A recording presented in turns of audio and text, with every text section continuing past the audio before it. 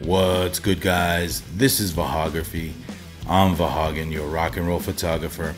Thank you for joining me in another video. Hope everybody is having a blessed, beautiful day.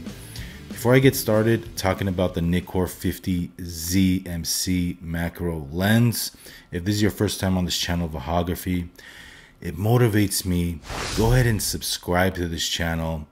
It motivates me to make more videos in the future. Again, if you're not subscribed, go ahead and hit that subscribe button and give me a like on this video. All right, guys, the Nikon Z 50mm 2.8 MC lens. I picked up this lens kind of on accident. It was a few lenses that the seller was selling. And by the way, it's brand new in the box, never been used. I asked him, hey, do you have any other lenses for sale? And he mentioned the 50 MC lens. Didn't think too much of it because I already have the 105 MC beautiful macro lens for my wedding photography work. I'm like, okay, well, let's do a package deal. So it turns out I practically got this lens for free. $629 retail lens. We're gonna see in this video if it's any good for wedding photography. Here's the thing, I didn't think too much of this lens. I didn't know I was gonna keep it. As a wedding photographer, the only time we use macro, well, the only time I use macro lens is to shoot the wedding bands, the wedding rings, the detail shots in the beginning, right? So in the past, currently I'm taking the 105 MC. In the past I was taking the 105G for macro shots, and I would pretty much shoot the wedding rings and just put that lens away. Here it is right here, the 105 MC. Pretty much a big lens to take with you. It hogs up a lot of room in your bag just for a couple of shots of the rings, right? So I thought to myself, I go, well, if this lens, this 50 MC is any good and it gives me results when shooting rings, jewelry, originally thought I was going to sell it to make a profit, but then I realized this might come in handy. I don't have to pack this lens anymore for a couple of macro shots in the beginning of a wedding, right? Now in this video, we're going to do pictures with the 50 MC and the 105 MC. I want to see the look, both focal lengths, and if the 50 MC is enough for me doing macro on jewelry, and I'll just keep it and use it for my weddings. So first of all, let's go ahead and unbox this boy and see the size difference with the MC right here. All right, first off, comes with a little tiny hood.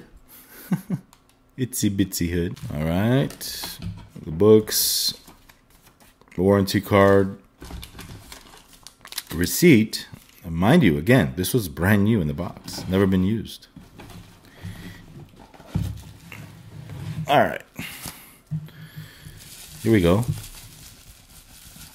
Here is the 50mm 2.8 MC lens.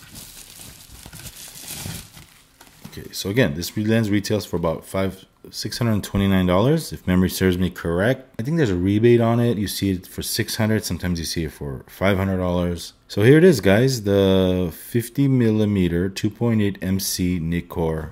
As you can see, it's small, light. That's another advantage. Well, this is light too. It's not a heavy lens, but you know, if you want to compare how much room it'd take in your camera kit when doing assignments, weddings, well, here's the difference, guys. I mean, you're talking a night and day difference. If I can get similar shots of wedding rings with the 50 MC than this guy right here, I will use. Small little lens hood. Oh, wow, look at the lens element in the front. It's tiny. 2 switches, auto and manual on the side here. And then it's got a full switch. Like it's the full spectrum of focus. And then there's a limiter when you switch it off to the right. Again, much more expensive lens. We're talking double the price. We're talking an S-line lens. The 50 Z MC is not an S-line. Selling point for me is the space in my bag. You know, if I could just take this for rings for a couple of shots and put it away, that's about it, guys. You can even put the cap on in the front when the hood is attached. All right, guys, let's get started. And let me set up the ring shot. I have a little light. I have a little aperture light we'll use. Set up some jewelry, and we'll take pictures, again, with the 105 MC and the 50 MC.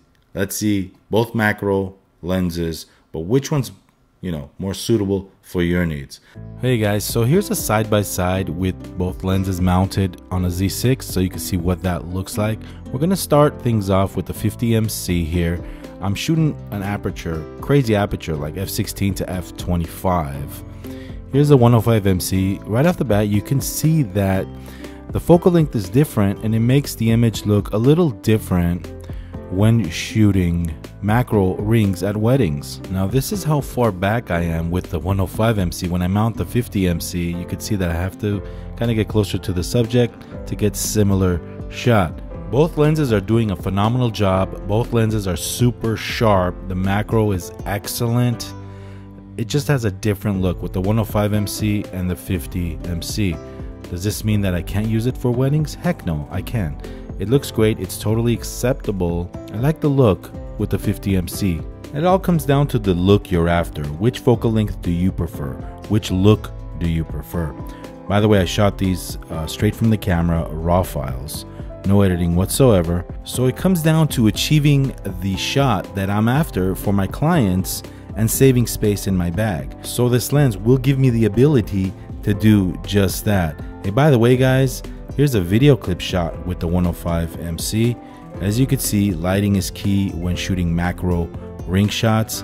Let's bring in the 50MC and shoot the same video clip right here. Here's the 50MC. You can see shooting it at f25, you're gonna see some dust. Make sure it's all cleaned out.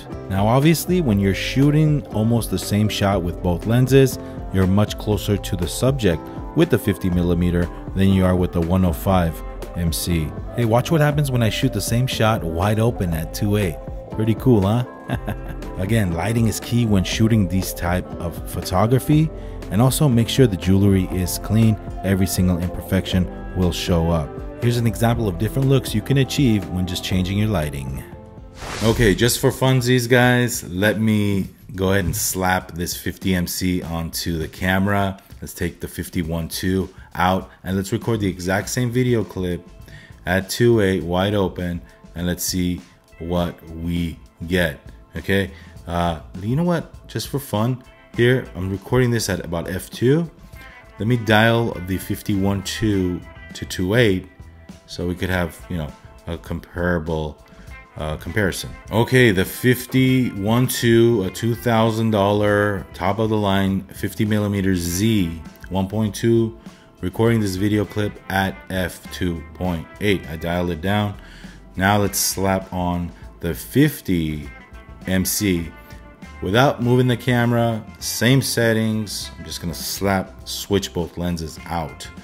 Now, just to keep in mind that the 51.2 is a much bigger lens. And by the way, guys, if you want to compare size differences from how small this lens really is, if you want to compare and see, here's the 105MC, and here is the awesome 85 1.2. Yeah, guys, I'm proud owner of this lens. I just bought it, and it's killer.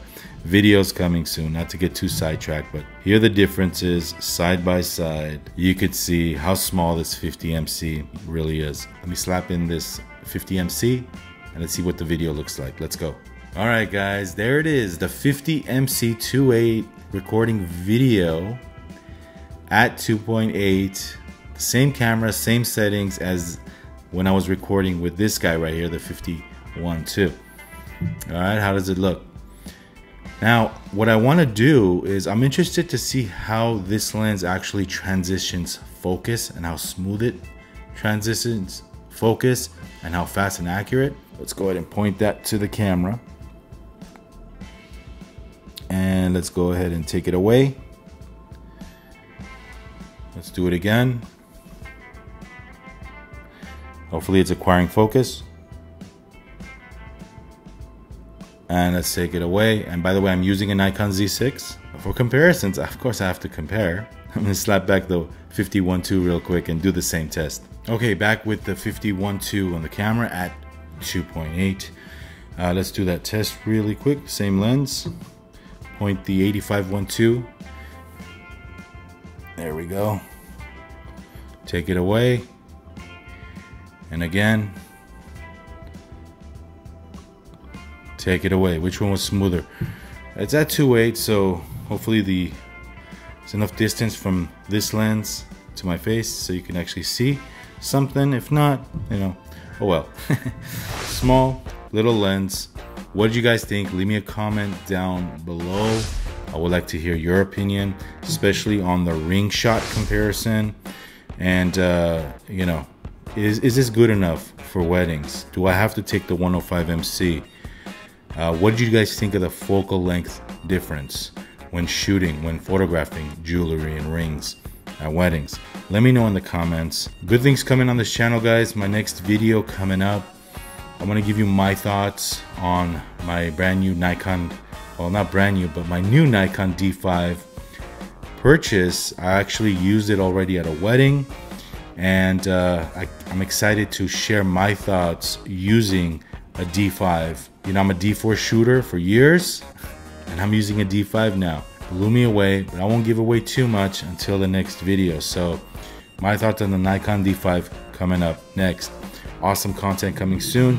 Now that I'm an owner of the 85 1.2 lens, I have this lens now, so we can do portraits. Man, what a stellar lens. What a killer lens. Wow.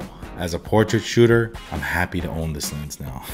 Thank you for watching. Hopefully you enjoyed this video. 50mm MC. We'll see you on the next one. This is Vahagraphy. I'm Vahagan, your rock and roll photographer. Nikon shooters, photographers all over the world, Canon, Sony, Leica, Fuji, whatever you shoot, I welcome you here. Let's have some fun and rock and roll.